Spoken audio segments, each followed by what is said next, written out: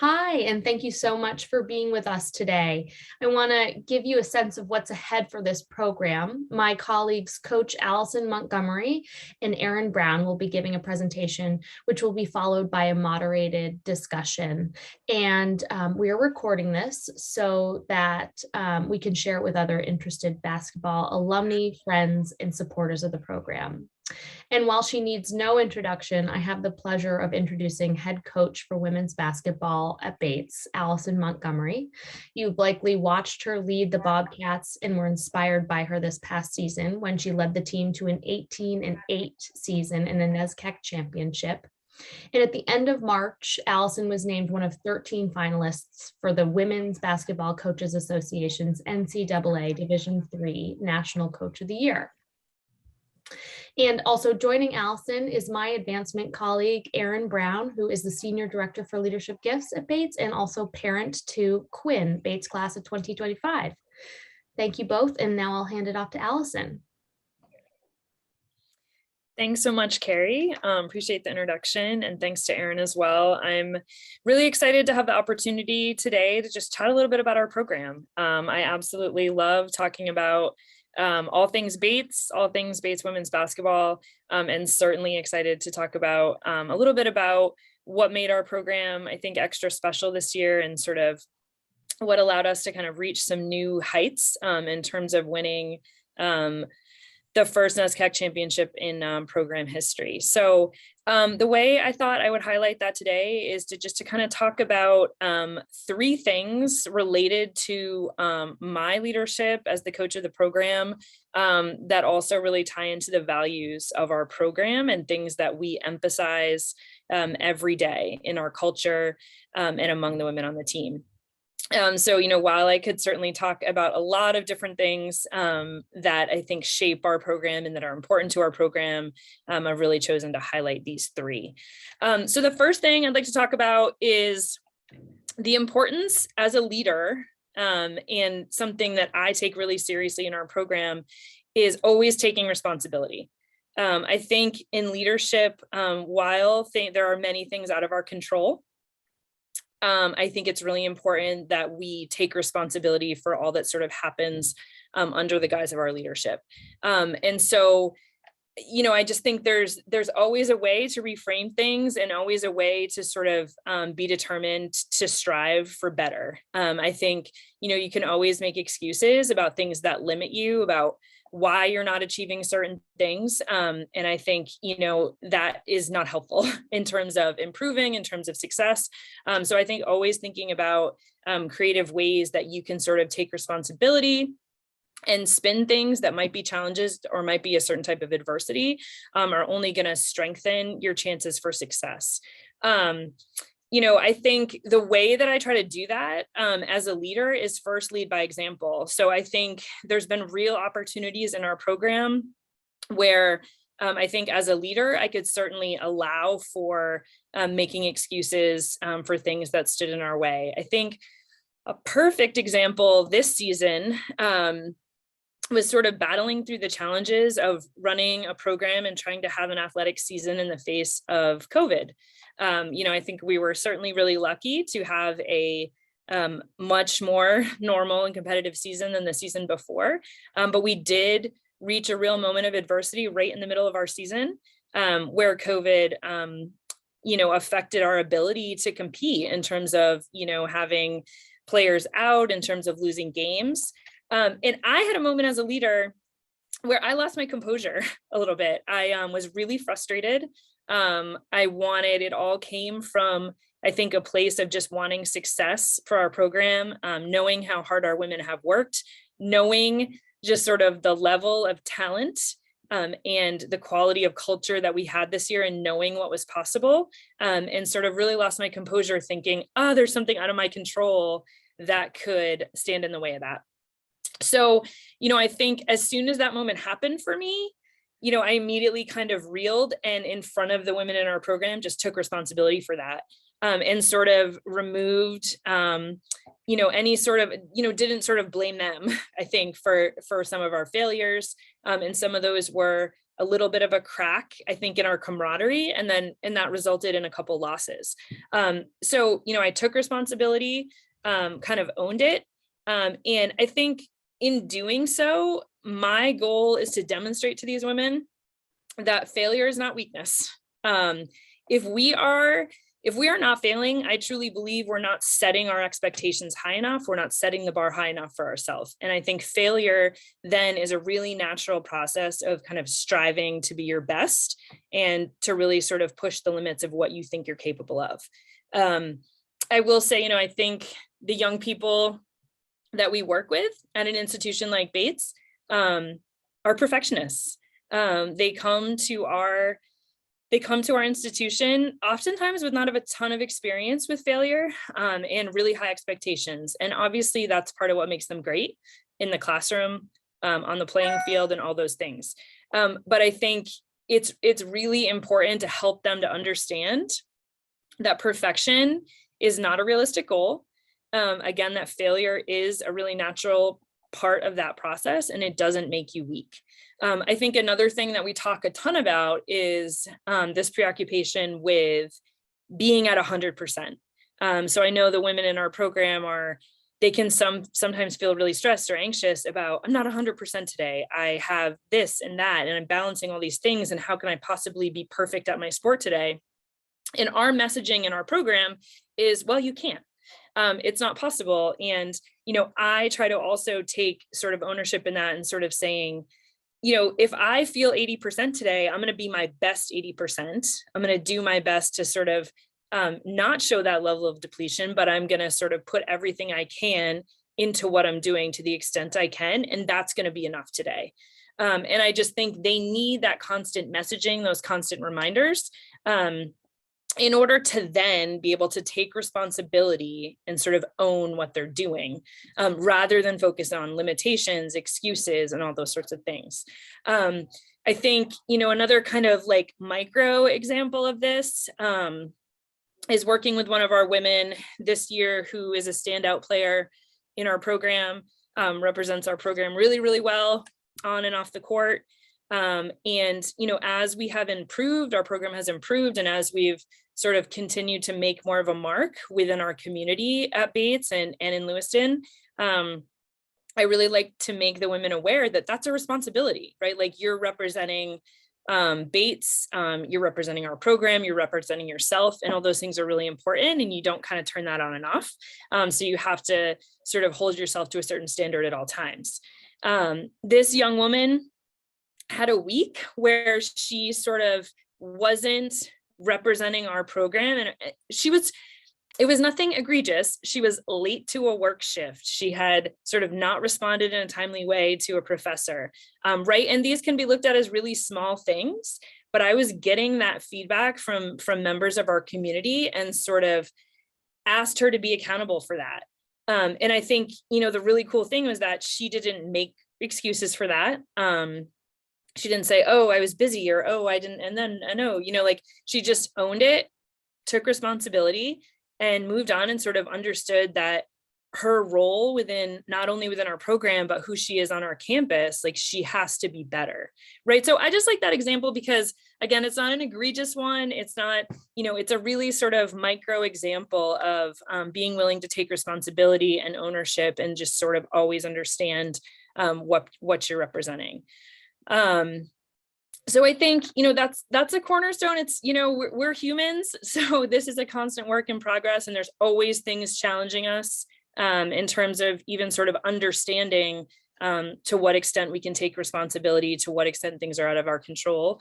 But I think that value has served us really, really well in our program, has allowed our women to sort of reach new heights of what they're capable of, and also has really allowed them to own this process, right? So if they're taking responsibility for all that's happening in our program, when really awesome things happen, they feel like they really own it as well.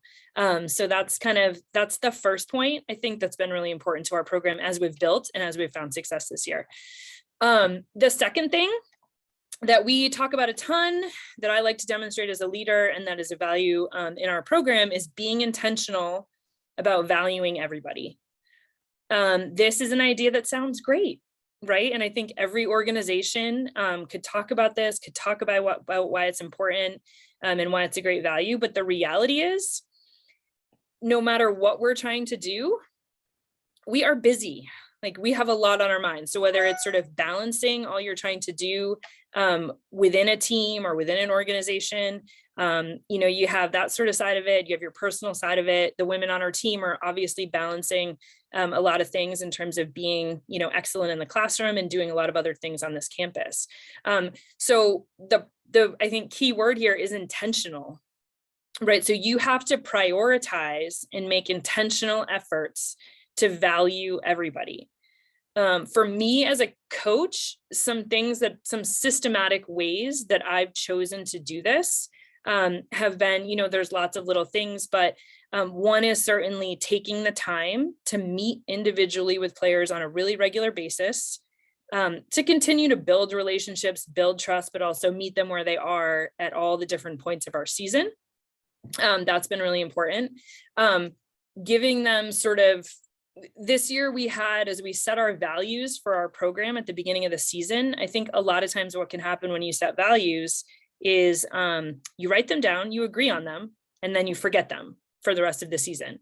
So what we chose to do this year to be intentional was to assign every single day of the week within our season to an individual player who was responsible for messaging the entire team. So each player had 1 week, and she messaged the entire team something that she felt was relevant to the value for that day.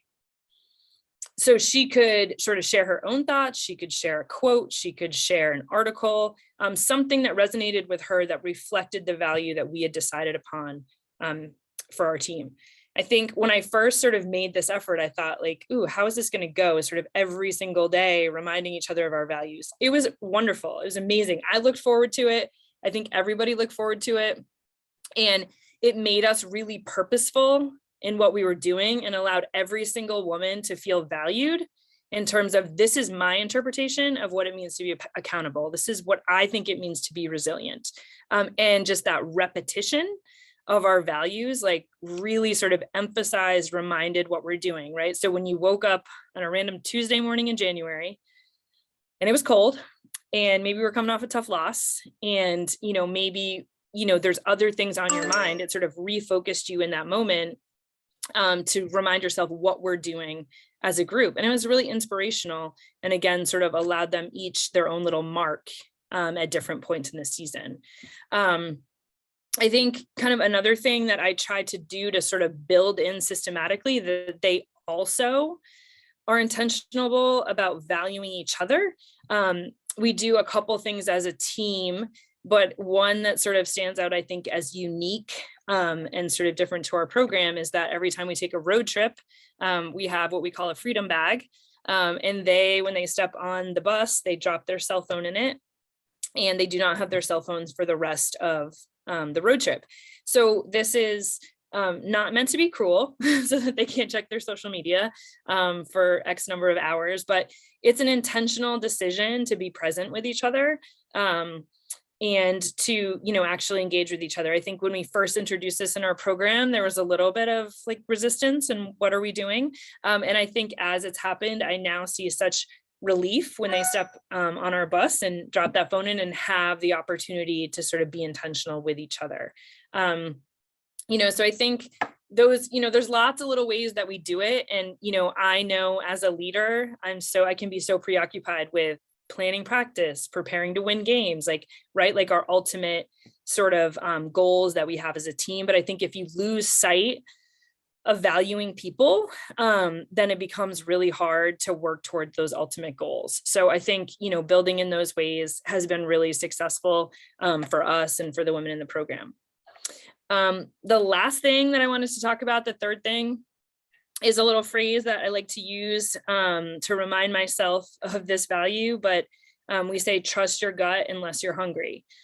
What this means is, I think a lot of times your gut is really valuable. But I think when you are depleted and you are not caring for yourself and what you need, it becomes really difficult to sort of be able to trust your gut.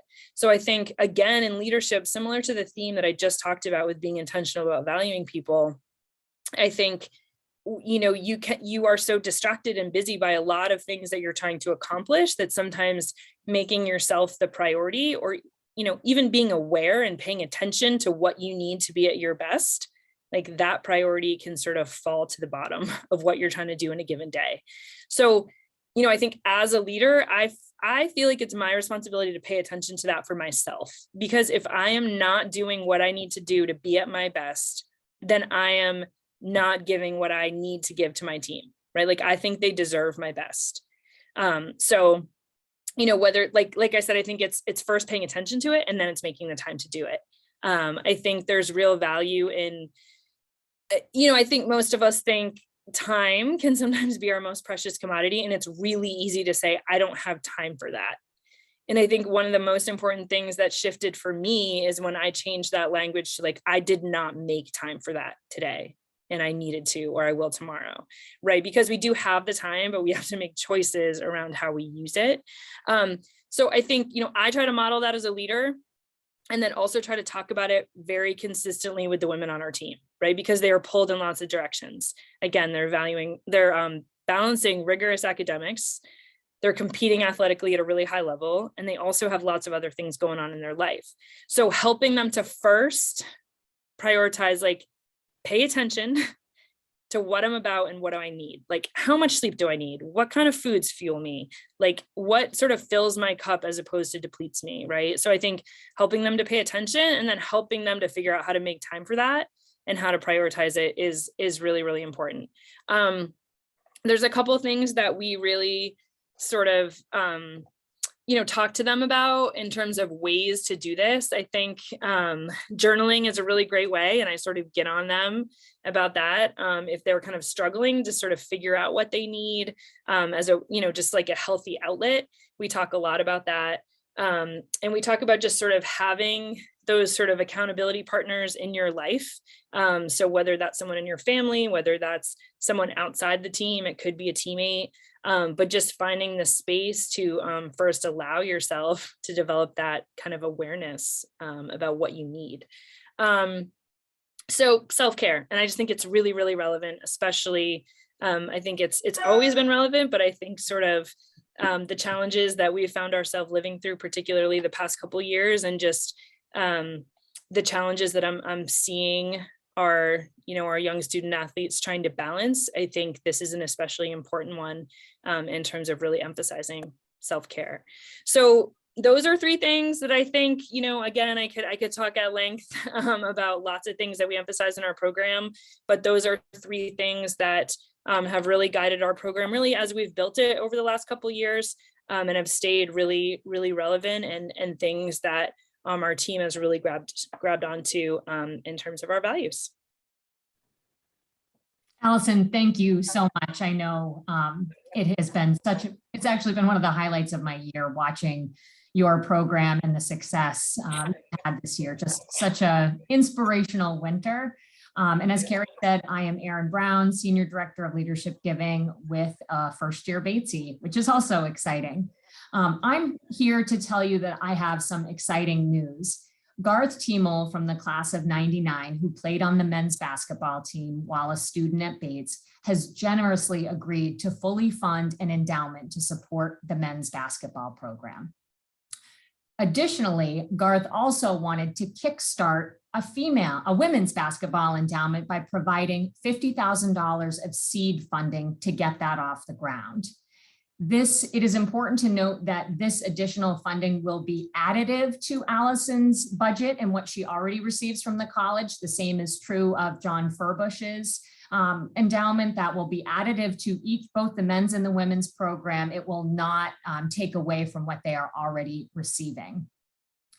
We have two important projects, these endowments, in addition to our Friends of Bates Athletics fundraising program. The endowments are really about thinking more in the long term. They will live on in perpetuity. The funds themselves will grow, and generate more and more resources for the basketball program over many years to come. And the Friends of Bates Athletics is really more about supporting the current operations of each program in a given fiscal year. So we really need you to support both of those things. It has been so exciting to watch the success of the women's basketball program, both as a team this year, but also their fundraising success. They're always near the top of our leaderboard in terms of what they are able to generate for their program each year. Last year, the women's basketball program generated $14,000 towards the Friends of Bates Athletics Giving Challenge, which is huge. And we cannot thank those of you enough who have supported the program over the years. I now would like to turn it back to Alison, and then we will have some questions and answers. Yeah, thank you, Erin. Yes, thank you so much. I mean, first, I just want to acknowledge Garth's gift and his, just contribution to our program. And as Erin mentioned, sort of, thinking about it, not just sort of in this moment for raising money for women's basketball, but to have sort of sustainable support for our program is really amazing. And we are so grateful. Also so grateful for just the consistent support from our donors, alums. I mean, it makes our program what it is. It allows us to run a program, a quality program that, and I think providing that experience for our student athletes is certainly what they deserve. So that's our support is really, really amazing. So first want to thank both Garth and all our donors for that. Secondly, when I think about sort of fundraising and how fundraise money supports our program and really sort of what we need for our program. One of the biggest things I think about is recruiting. So, I think in order to recruit successfully to a place like Bates and to stay really competitive within the best conference in the country is to have the ability to recruit nationally and to really be out all spring and summer at different events to sort of get our name out there and to find different pockets that we can sort of tap into so that we're not competing against all of our wonderful conference foes in the recruiting world. And so, that is sort of a big undertaking in terms of supporting that financially, in terms of getting myself and other coaches out there. So that's a big thing that financial support sort of helps us do. Another thing that I'm really passionate about supporting for our program is our assistant coaches. We have an amazing staff who work really hard. And I wish we could be compensated more, right? And some of that is just the world of Division III athletics. And so I think particularly when I think about our first assistant coach role and my goal to want to support women to pursue a career in coaching, that's really important to me. Rather than have to sort of help young women sort of piece it together to do what is more than a full-time job. And it's incredibly important, not only in supporting me as a leader of our program, right, to just run our program operationally, but also to recruit and also to support the women in our program. I just think having someone who who has some experience and he's really passionate about pursuing a career in coaching, like it makes a big difference for the quality of experience for our student athletes. So I think that's another area that I feel really strongly about.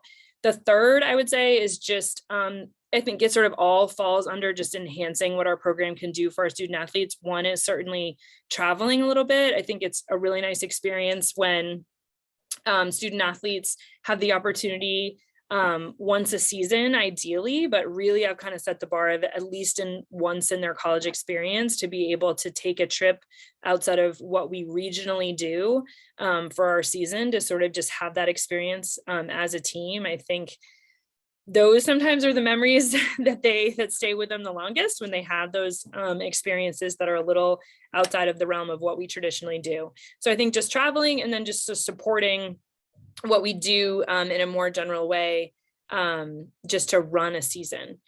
So those are sort of the biggest areas that are most important to me and what I think we kind of most need for our program here at Bates. Allison, thank you. That's excellent.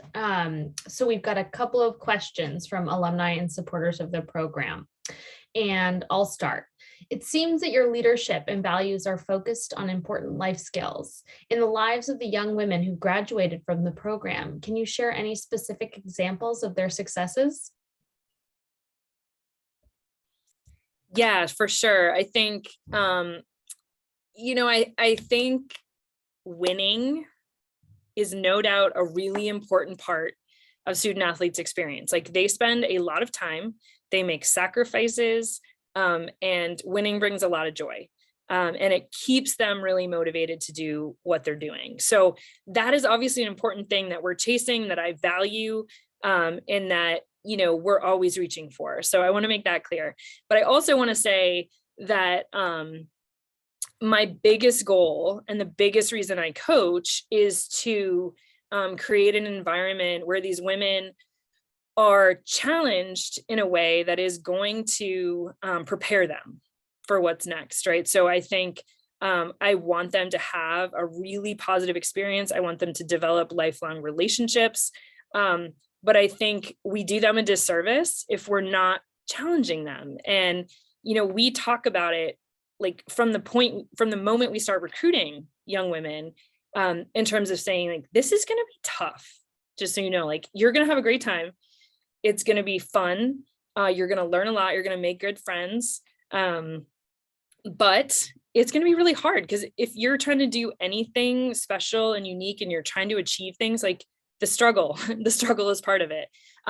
So I think, that's sort of my goal as a leader and as a coach, and understanding that sometimes there's moments through that process where they might sort of think, why is this so hard? Or why are we pushing on this certain thing? Or, and I think my goal is then that either at some point, at different points while they're currently in the program, or when they step away, they think, oh, that really served me well, and I feel really prepared. And so the women that I have had the opportunity to coach here at Bates, who are now out in the world and doing amazing things, I think just hearing from them about ways that they felt prepared, to pursue a career, and to sort of push through some struggles, and whether that was sort of getting a job, a struggle that they had within their job. Sometimes it's a relational thing. It's something within their family, within their friend group. And I think, I'm going through a process right now at Bates, sort of a review process where Bates was collecting some letters from the graduates of our program, sort of talking about their experience within the program. And it was so amazing for me to read those and read more about lessons they learned through struggle and the way that it prepared them as women to be successful. And they didn't necessarily talk about huge wins, right? Like, they didn't. I mean, those were wonderful byproducts. And again, in the moment, like, that's what we're striving for. And that is really fun.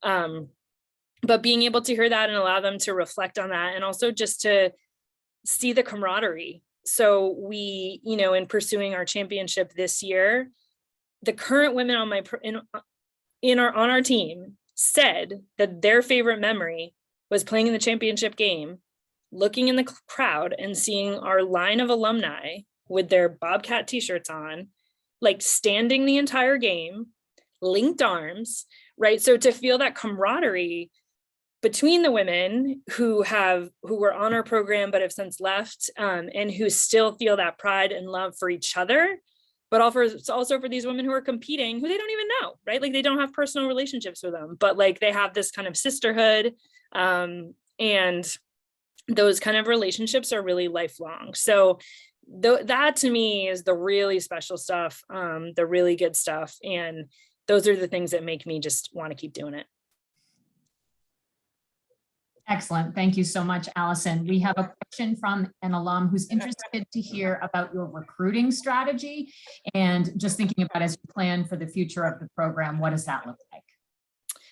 Yeah. So in recruiting, I mean, I think I've stayed really consistent with the approach we've taken. I think there's a lot of ways to recruit well, but I think sort of really deciding what your philosophy is and kind of sticking to it is an important part of being successful.